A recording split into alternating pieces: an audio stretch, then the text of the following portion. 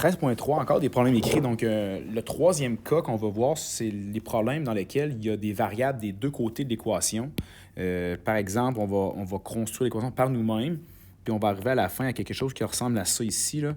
Un exemple, simple exemple. Donc, ça fait qu'il y a des x des deux côtés. Donc, il va falloir utiliser une méthode de résolution un peu plus complexe là, pour enlever les x en premier. Mais de façon générale, c'est que peut-être la façon, donc les mots qui sont utilisés dans le problème écrit vont être un peu plus complexes pour être enfin de déterminer une équation. Okay? Je vais vous donner 3 exemples de tout ça. Voici les billes de Bob, Jean, Éric et Carl. J'ai peut-être déjà préétabli ces inconnus-là. La première étape est faite pour nous ici dans ce problème-là. Par exemple, Jean a 4 fois plus de billes que Bob. Okay? Éric en a 12 de plus, puis Carl en aurait 2 de plus que le triple de Bob. Okay? Par exemple, il faudrait faire ce travail-là avant.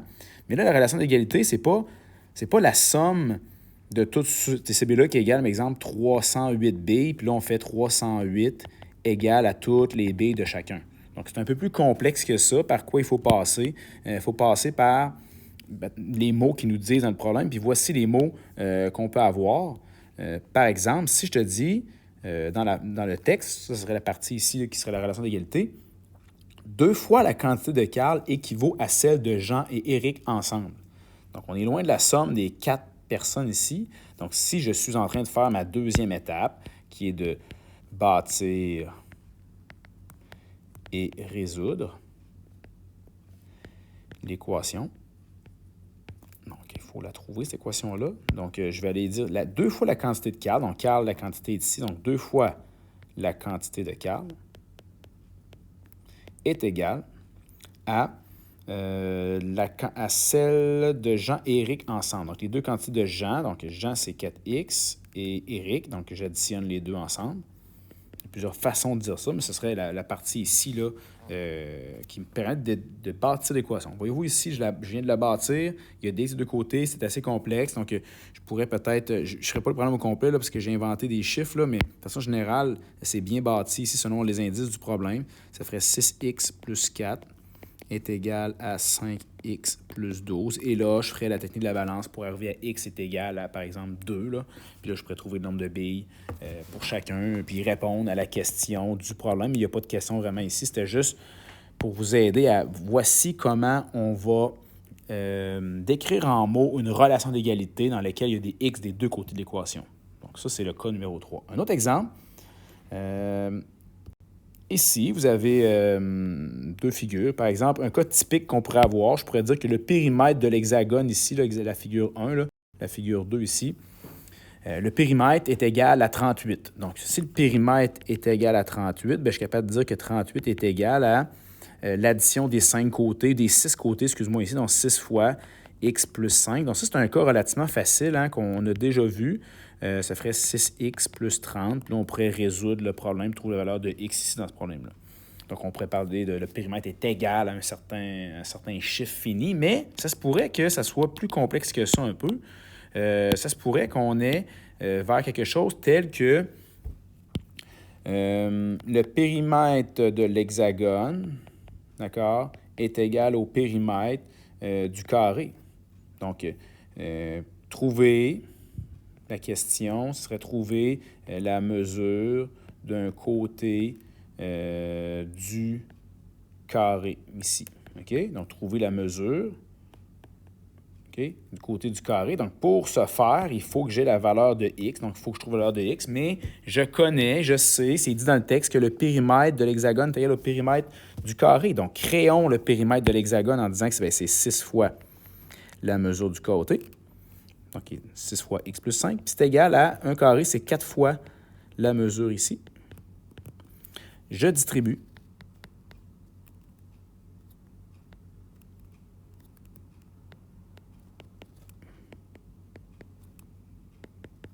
Et je suis en mesure de résoudre le problème. Donc, je pourrais trouver la valeur de x ici. Je pourrais faire moins x des deux côtés. Moins 6x, excuse-moi, pour enlever le plus petit des deux. Moins 12 ici comme ça. Je peux faire plus 12.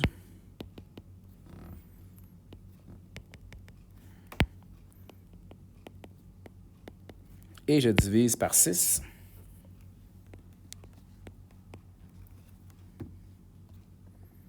pour arriver à x est égal à 7. Donc, quelle est la mesure d'un côté d'un carré? Bien, je viendrais mettre mon x là-dedans ici. Donc, le côté est égal à 3x moins 3. Le côté est égal à 3. Je remplace ça ici comme ça. Mettons que c'est en centimètres. Je pourrais mettre des centimètres. Le problème n'est pas très complet, là, mais c'est pour montrer un peu le concept que pour trouver la mesure d'un côté d'un carré, bien, je pourrais passer par une égalité entre les deux périmètres et ça engendre une équation qui a des x des deux côtés.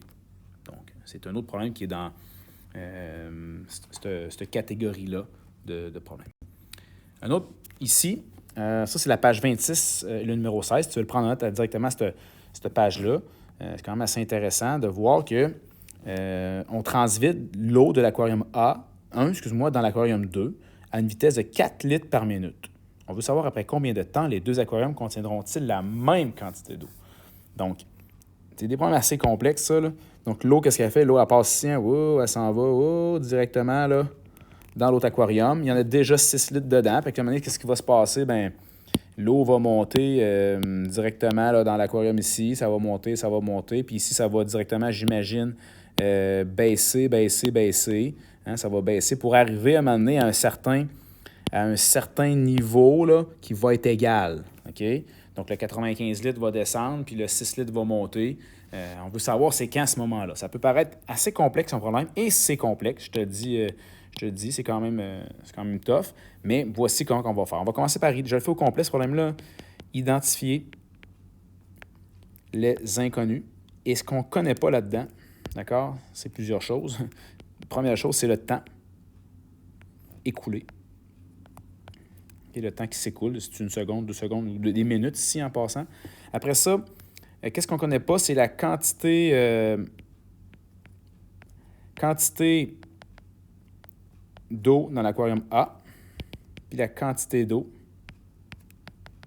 dans l'aquarium B. On ne le sait pas. En fait, on le sait, c'est 95 puis 6 au départ, mais selon le temps écoulé, on ne le sait pas. Donc, ça dépend du temps. Donc, qu'est-ce qui se passe dans l'aquarium ici? C'est qu'on part à 95 litres, puis on enlève, OK, en fait, ça, c'est en minutes, ici, le temps écoulé, pour le préciser. On va utiliser X pour enlever des litres dans notre aquarium. On enlève 4 litres par minute. Donc, ici, je vais faire moins 4 litres à toutes les minutes. Donc, par exemple, après 10 minutes, 4 fois X, 4 fois 10, ça fait 40. Donc, 95 moins 40, il resterait 55 litres dans l'aquarium. Tandis que l'aquarium B, elle, qu'est-ce qui se passe? Ça se remplit. Hein? Ça va augmenter jusqu'à temps qu'il y en ait beaucoup. Là. OK? Donc, on part à 6 litres, mais là, au lieu de soustraire 4 litres, on va additionner 4 litres à toutes les minutes. C'est bon? Donc, c'est la manière de définir les inconnus dans un type de problème comme ça. C'est des problèmes quand même relativement importants, ça. C'est les problèmes les plus difficiles, selon moi. OK? Mais c'est les problèmes les plus intéressants parce qu'ils permettent de résoudre des problèmes relativement assez complexes. Donc, on va bâtir et construire une équation. Et comment qu'on va faire ça? Et résoudre, plutôt, l'équation. Regarde bien. Ici, ce que je vais faire, je vais dire, je veux savoir quand est-ce qu'ils vont contenir la même quantité. Quand est-ce que la quantité de l'aquarium A va être égale à la quantité de l'aquarium B. Donc, ce que j'ai à faire, j'ai juste à prendre, je sais que ça, c'est la quantité d'eau dans l'aquarium A, puis ça, je sais que c'est la quantité d'eau dans l'aquarium B. Donc, qu'est-ce que je vais faire? Je vais aller égaler ces deux choses-là ici, comme ça. Donc, 95 moins 4x. Donc, ça, c'est la quantité dans l'aquarium A, par exemple. C'est égal à la quantité dans l'aquarium B. OK? Donc, est égal à 6 plus 4x. Et je viens de créer une équation qui met en perspective ou en égalité les deux quantités.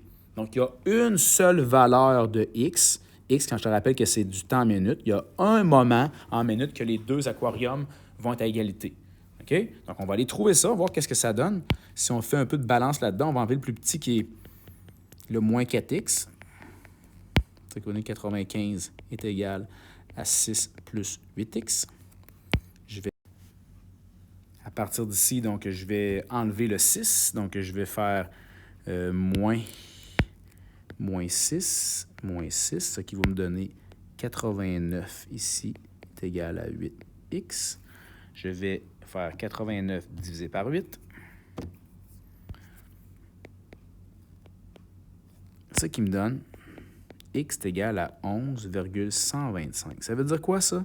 Ça veut dire que, après 11 minutes, 125, c'est quand même assez précis, bien, les deux aquariums vont avoir la même quantité d'eau. Allez remettre en passant votre x à l'intérieur ici. OK? Faites 95 moins 4 fois 11,125. OK? Vous allez trouver la valeur de 50,5 litres. Donc, même aussi, remplacer votre X ici dans l'aquarium B. 4 fois 11,125, ça fait 44,5 plus 6. Ça donne aussi 50,5 litres. Donc, ça veut dire que cette valeur-là est bonne. Ça veut dire que c'est vraiment le temps auquel les deux quantités d'eau vont être égales dans les aquariums. Bon, ce sont des problèmes de type avec des X des deux côtés, des variables des deux côtés. Il y en a quelques-uns qui reviennent, qui ressemblent à ça dans votre document. On va se pratiquer pour en faire le plus possible.